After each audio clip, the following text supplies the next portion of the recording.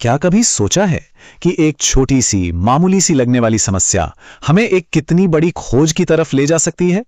चलिए आज ऐसी ही एक दिलचस्प कहानी में गोता लगाते हैं।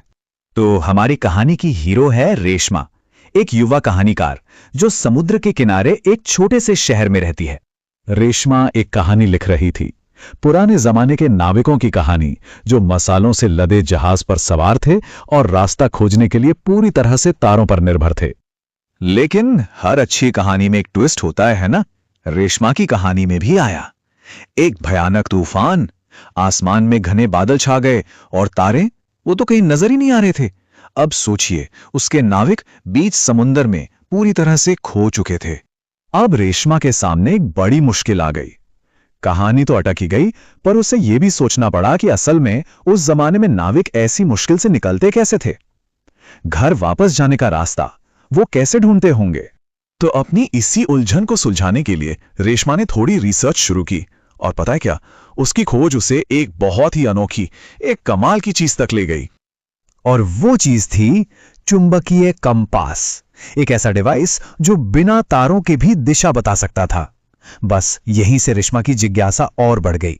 उसे यह जानना था कि आखिर यह जादुई सा दिखने वाला यंत्र काम कैसे करता है। तो चुंबक के जादू को समझने के लिए सबसे पहले यह जानना जरूरी है कि चुंबक आखिर किन चीजों की तरफ खींचता है, यानी चुंबकीय पदार्थ कौन से हैं, जैसे कि लोहा, निकेल और कोबाल्ट। कंपास कैसे काम करता है यह समझने के लिए रेशमा को पहले चुंबकों के कुछ बेसिक नियम, यानी उनके आकर्षण के नियमों को सीखना पड़ा। अच्छा, एक सवाल है, क्या चुंबक का हर हिस्सा किसी भी चुंबकीय चीज को बराबर ताकत से खींचता है? चलिए एक छोटे से एक्सपेरिमेंट से इसका पता लगाते हैं। ये देखिए, जब एक छड़ चुंबक को लोहे के बुरादे के ऊपर रखा जाता है तो क्या होता है? ये बुरादा चुंबक के बीच में तो बहुत कम चिपकता है, लेकिन इसके दोनों सिरों पर देखो, एकदम गुच्छे बन गए हैं। मतलब साफ है, चुंबक की असली ताकत उसके सिरों पर होती है। और इन्हीं सिरों को हम कहते हैं चुंबकीय ध्रुव। एक होता है उत्तरी ध्रुव और दूसरा दक्षिणी ध्रुव। और एक मजेदार बात यह है कि ये हमेशा जोड़ी में ही होते हैं। आप कभी भी एक अकेले ध्रुव को अलग नहीं कर सकते।